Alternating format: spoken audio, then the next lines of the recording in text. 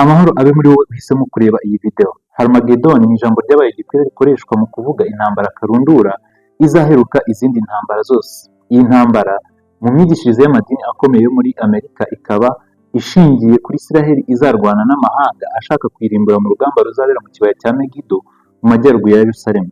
Ubwo Isiraheli izaba yenda kurimburwa n'abanzi bayo mu buryo budasanzwe ngo Imana izahagoboka itabara Isiraheli.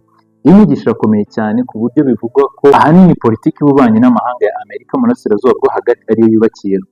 Muribaza Bibiliya y'uyu munsi mugezweho na Safi Ministry, ikibazo tugiye kubaza Bibiliya ni iki? Harmageddon ni iki? Mbese koko intambara yatangiye ku itariki ya 28 z'ukwa kabiri 2026 iri hagati ya Iran na Israel ni intangiriro ya Harmageddon?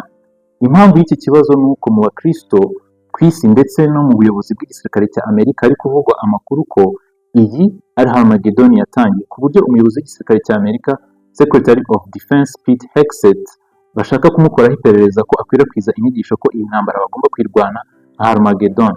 Gusa Bibiliya mu isomo rimwe ivugamo iyi ntambara ya Harmageddon ivuga gutya: Ibyahishwe 16:13, nuko mbona mu kanwa ka cya kiyoka no mu kanwa ka ya nyamaswa no mu kanwa ka wa muhanuzi w'ibinyoma havamo imyuka itatu isa n'ibikeri.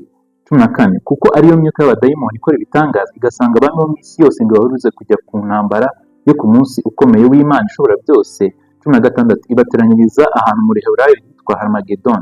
Bibiliya yo ivuga ko ari intambara yo ku munsi ukomeye w'Uwiteka, si yo kurwanya Isiraheli, dore ko mu isezerano rishya batakiri ubwoko bw'Imana bwatoranyijwe. Uwizera Kristo wese ubu ari mu bwoko bw'Imana bwatoranyijwe. Nguhaye ikaze nsaba Mwuka Wera kugira ngo aguhe gusobanukirwa iby'iyi ngingo.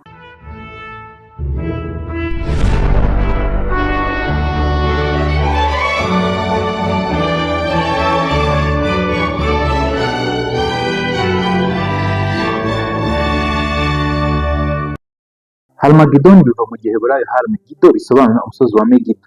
Megido muri Isiraheli ubusanzwe si umusozi, ni umujyi uzwiho ko ikibaya kiwegereye cyabereyemo intambara nyinshi mu mateka, habarwa izirenga 34, harimo n'izivugwa muri Bibiliya nk'iza Yosuwa na Debora.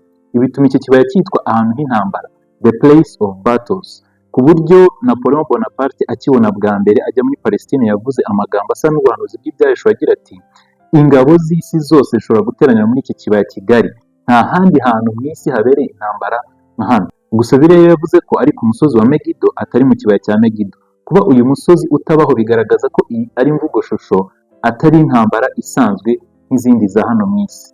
Abazayonists cyangwa se abashyigikira Isiraheli bari bugufi bwa Trump, nk'umupasitoro w'umujyanama wihariye wa Trump kuva 2002 witwa Paula White Cain n'abandi, bizera ko ibibera muri Isiraheli byerekana isohora ry'ubuhanuzi bw'iminsi ya nyuma, ndetse ko Trump afite uruhare runini mu isohora ry'ubuhanuzi. Inyigisho nk'izi zubakira ku myumvire yamamajwe na filime yigisha uruhererekane rw'ibizaba isi yenda kurangira mu nyigisho yitwa dispensationalism. Bavuga ko hazabanza kubaho icyitwa rapture, ari byo gutwarwa mu ibanga kw'itorero, aho abantu bazashiduka abakiranutsi bigiriye mu ijuru, aribwo Antikristo azigaragaza akagirana amasezerano y'amahoro na Israel n'ibindi bihugu, ariko imyaka 7 azamara yagera hagati akayica, agasaba isi ko imusenga, kandi akabikora mu rusengero rw'i Yerusalemu ruzaba rwarongeye kubakwa, maze abanga kumusenga akabahiga akabarenganya, maze we n'amahanga bagateranira kuri Isiraheli mu ntambara ya Harmageddon, maze Kristo akagaruka akabatabara yica Antikristo, agategeka isi imyaka 1000, hanyuma yayo isi n'ijuru rishya bikaremwa, Satani amaze kurimbura. Dukurikije uko ibyahishuwe birimo ubuhanuzi bw'iminsi ya nyuma byigisha, iyi nyigisho irapfuye ndetse cyane. Byo byigisha Harmageddon nk'indunduro y'urugamba hagati y'icyiza n'ikibi, aho Satani azakoranya abakomeye bo mu isi muri politiki no mu madini bakarwanya Imana n'abakomeza amategeko yayo, ariko Yesu akabanesha bakicwa bose igihe azaba agarutse gutwara no gutabara abera. Gusa nyuma bakazazukira kurimburwa n'umuriro ubwo bazaba bagerageza gufata umurwa wera wa Yerusalemu. Iyi rero si intambara hagati y'ibihugu runaka. Mu byahishuwe igice cya 19 tubona amahanga yagomeye Imana ahurira kurwanya ntama w'Imana akayarimbura. Ku murongo wa 11 mbona ijuru rikinguye, kandi ngiye kubona mbona ifarashi y'umweru, uhetswe nayo yitwa uwo kwizerwa kandi uw'ukuri, n'uca imanza zitabera akarwana intambara zikwiriye. 15, mu kanwa ke havamo inkota ityaye kugira ngo ayikubite amahanga. 21, ibisiga byose bihaga intumbi zabo. Iyi shusho irerekana kuza kwa Kristo kwa kabiri uko kuzamye. Abakiranutsi ntibazagenda mu ibanga ngo abanyabyaha basange bagiye.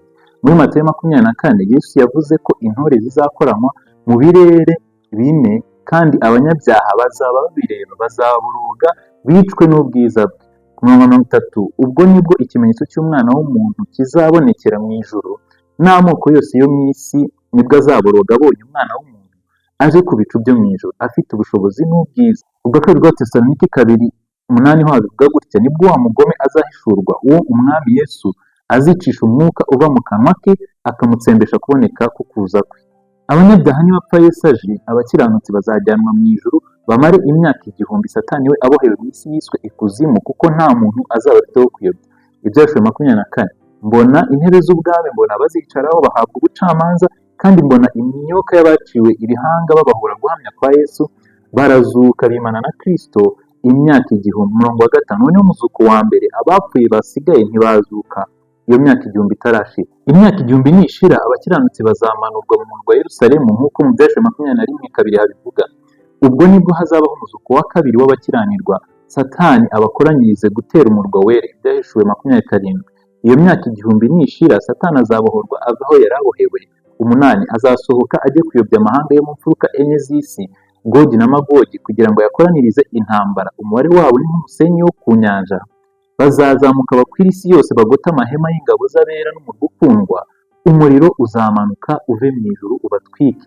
Nyuma y'ibyo, Ibyahishuriwe 21 umurongo wa 1 hagira hati: mbona ijuru rishya n'isi nshya, kuko ijuru rya mbere n'isi ya mbere byari byashize, n'inyanja yari itakiriho. Incamake y'indunduro y'intambara hagati y'icyiza n'ikibi ni iyi: Isiraheli nta ruhare bafite mu buhanuzi bwa nyuma, ahubwo ni itorero ry'Imana ririmo abizera Kristo. Mu mahanga yose bazarenganywa, Kristo aze kubatabara yica abanyabyaha bose, abapfuye bamwizera bazuke ku muzuko wa mbere, n'abariho bakiranuka bajyanwe mu ijuru bamara imyaka 1000. Nishira bazamanukana na Kristo mu murwa wera, habeho umuzuko wa kabiri, ari wo w'abanyabyaha bazazukira gucirwaho iteka no gukozwa isoni. Satani azahaguruka abayobye batere umurwa wera, maze barimburwe n'umuriro. Nshuti, ndagusabira ngo uyu munsi wiyegurire Kristo, uzaba uri mu murwa wera hamwe n'abakiranutsi, we kuzaba uri mu mugabane uri hanze y'umurwa mu ngabo zizaba ziyobowe na Satani, ku munsi ukomeye w'Uwiteka aho bazarimburwa. Imana ibikubashishe, kandi ubutumwa wabusangiza abandi nabo bakamenya uko kuri. Imana iguhe umugisha.